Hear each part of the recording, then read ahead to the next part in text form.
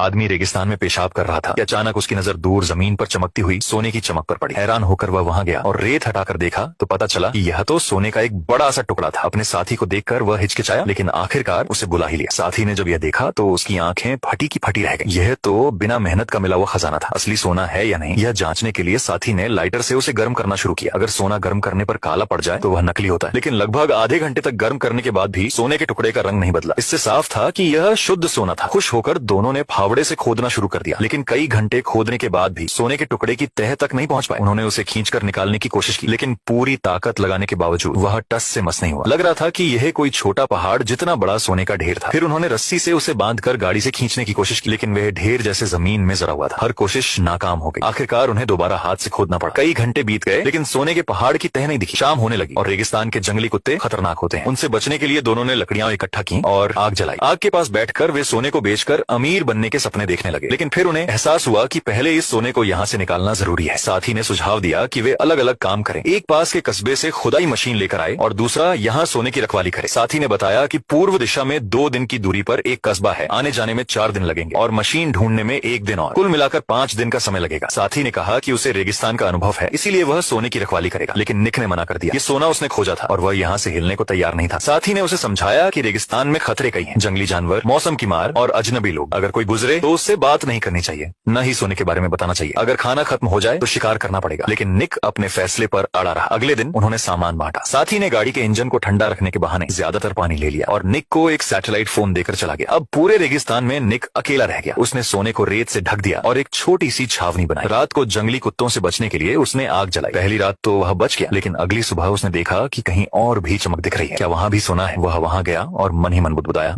अचानक उसने देखा कि वहाँ एक जर्जर हवाई जहाज का मलबा पड़ा था। करीब जाकर जांच की तो पता चला कि यह एक बेहतरीन आश्रय स्थल हो सकता है। अंदर का इंसुलेशन भी बहुत अच्छा था, लेकिन जल्द ही वह बेचैन हो गया, क्योंकि यहाँ से उसका सोने का पहाड़ दिखाई नहीं दे रहा था। अपने कीमती खजाने के पास लौटने के लिए उसने हवाई जहाज के पुर्जों को अलग अलग करना शुरू कर दिया और उन्हें अपने कैंप तक खींच कर ले गया। थोड़ी मेहनत के बाद उसने अपने लिए एक बेहतर ठिकाना बना लिया। अब जब सोना उसके सामने ही था तो उसे थोड़ी राहत मिली, लेकिन चिलचिलाती धूप और जमीन का तापमान इतना अधिक था कि उसका माथा और गर्दन फफोलों से भर गए। टहलते हुए वह सोने के पास पहुंचा और उसकी चमक देखकर उससे रहा नहीं गया। उसने जोरदार प्रहार करके एक टुकड़ा तोड़ लिया। जैसे ही वह सोच रहा था कि इसे लेकर भाग जाए, उसके साथी ने सैटेलाइट फोन पर बुरी खबर दी। गाड़ी का इंजन खराब होने की वजह से उसे और 1 दिन की देरी हो गई थी। निक ने उसे बताया कि उसने सोने का एक टुकड़ा तोड़ लिया है और शायद उन्हें इसी से संतोष कर लेना चाहिए, लेकिन लालची साथी पूरे पहाड़ पर नजर गड़ाए हुए था। उसने निक को वहीं डटे रहने का आदेश दिया। रात होते ही रेगिस्तानी जंगली कुत्ते और भी आक्रामक हो गए। जान बचाने के लिए निक को मशाल लेकर उनका सामना करना पड़ा। पूरी रात की जंग के बाद जब कुत्ते भाग गए तो निक थक कर चूर हो चुका था, लेकिन लगातार धूप